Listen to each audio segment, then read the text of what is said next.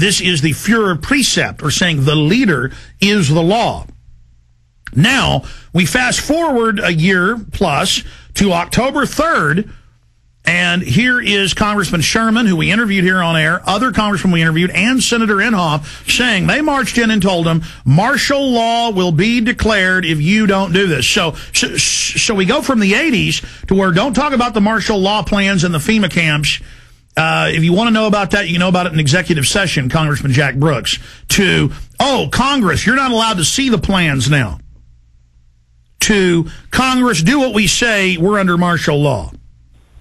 Now, you want proof of martial law, proof of FEMA camps? Here it is. Go ahead and play it. The only way they can pass this bill is by creating and sustaining a panic atmosphere. That atmosphere is not justified. Many of us were told in private conversations that if we voted against this bill on Monday, that the sky would fall, the market would drop 2,000 or 3,000 points the first day, another couple thousand the second day, and a few members were even told that there would be martial law in America if we voted no. That's what I call fear-mongering. Unjustified. Proven wrong. We've got a week, we've got 2 weeks to write a good bill. The only way to pass a bad bill, keep the panic pressure on. Now, what has the Senate done to this bill? All right. And exactly. And now they've passed more bailouts, more stimulus packages, total federalization of health records, federalization of the internet. It's all happening. Mother Jones admits Obama is, quote, taking over the internet and preparing to shut it down. That's what the bill says. It was all about Bush was going to do this. No, Bush was a puppet. Just like Nixon and Carter and Reagan and Bush and Clinton and Bush and Obama, they're just puppets, and we always obsess over them, and the media acts like they're running something.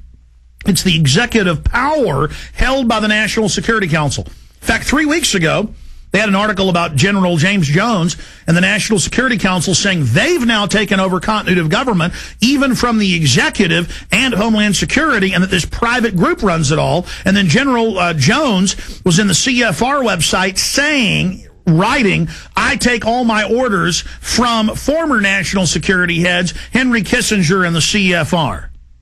It's ridiculous to say that we're not going into tyranny when PDD 51 says the president is a dictator. Go read it for yourself. When the John Warner Defense Authorization Act says the governors serve at the pleasure of the president, the Pentagon issued a directive 6 months ago saying their job is now crowd control and that the governors serve at the pleasure of the president. They're dual-headed officers, and they've issued 1404.10. In fact, I forgot to print that for this presentation. There's just so much racing through my mind I want to document. Google that story that we wrote about, Aaron knows about it. Get him to print it. The one about Pentagon creates new civilian force. I think it's 1404.10, but I want to be exact on that. Let's go ahead and get to this.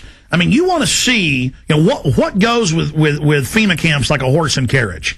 Troops, militarized police, training with the Army to take over your cities and towns. But first, let's go ahead and play this YouTube clip, Martial Law is Coming, from News 7 at 11.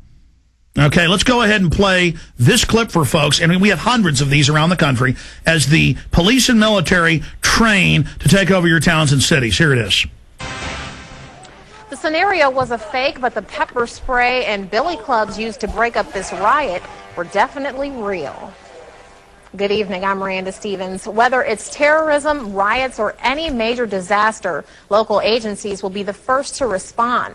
That's why Roanoke City wants its disaster training to be as real as possible. Jeremy Butterfield has more.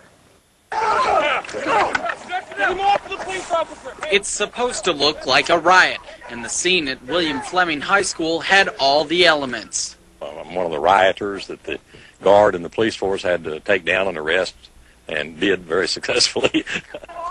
In this scenario, everyone has a role to play. The rioters were ready to fight back as Roanoke Police, Roanoke Fire, local National Guard troops, and members of the Virginia Defense Force secured perimeters and moved in to make the arrests. prior to 9/11, these organizations couldn't communicate and did not work together. They worked to support each other, but not together. And with the recent events of the last 3 to 5 years, we've become very good at working together, which is very important. Of course, these weren't real rioters. The rebels in T-shirts were all members of one of the participating agencies, but you couldn't tell that during the exercise. If you weren't protected by an orange vest signifying you as an observer, you were in danger of being hit by eggs, bottles, billy clubs, or even the occasional well-placed round from a sniper. We try to make this very real, give a real feel to it. We had the fire department provided some live burning out here, so we had smoke, flames, objects being thrown, a lot of chaos. There's going to be a lot of chaos in a civil disturbance situation, and that's what we want to try to incorporate as much as possible. Teamwork plays a major role. Mountain Police had to coordinate with the fire department, while National Guard troops marched in formation toward the rioters. Without cooperation throughout all the agencies, the rioters would have quickly taken control. I think everybody learned a little bit. Mistakes are made, but we'd rather make those mistakes here than in a real situation. This was the 4th year the agencies have participated in this drill, and organizers say the old adage practice... All right, pause it there. Let's go ahead and finish up with this one case, and this is everywhere, of the police training with the military, the National Guard now federalized, for civil disturbances. And then I have video clips of them taking people to a FEMA camp in Seattle during the 99 thing. This is the continuity of government situation. Here it is. Than in a real situation. This was the 4th year the agencies have participated in this drill, and organizers say the old adage, practice makes perfect, certainly holds true in the face of disaster. Jeremy Butterfield, News 7, Roanoke. Let's go ahead and play the clergy response team clip. Now remember, a year and a half before this was on local news in Louisiana, on local news in Idaho and several other states, before this became national news, we got the secret documents from pastors who've been recruited by FEMA. We posted the secret documents with FEMA phone numbers. Train your flocks to turn their guns in. Train your flocks to go to FEMA camps. Train your flocks to take forced inoculations. People didn't believe us, just like they didn't believe the MIAC report. Then, suddenly, local news began reporting it, but like it was a good thing. Now, listen, will martial law ever be a reality? And the preachers are there, being paid by the government, faith-based initiative, now continuing under Obama, to tell their flocks to do what they're told by the authorities, and the government's biggest threat is the American people. That's a quote. So this is specifically the pastors getting ready for us to go to FEMA camps. And there's thousands of pieces of evidence like this. Here it is. Law ever become a reality in America? Some fear any nuclear, biological, or chemical attack on U.S. territory might trigger just that. And as KSLA News 12's Jeff Farrell discovered, the clergy would help the government with potentially their biggest problem, us. From my cold, dead hands. Charlton Heston's famous declaration captures a truly American value, the overarching desire to protect our freedoms. But gun confiscation is exactly what happened during the state of emergency following Hurricane Katrina in New Orleans.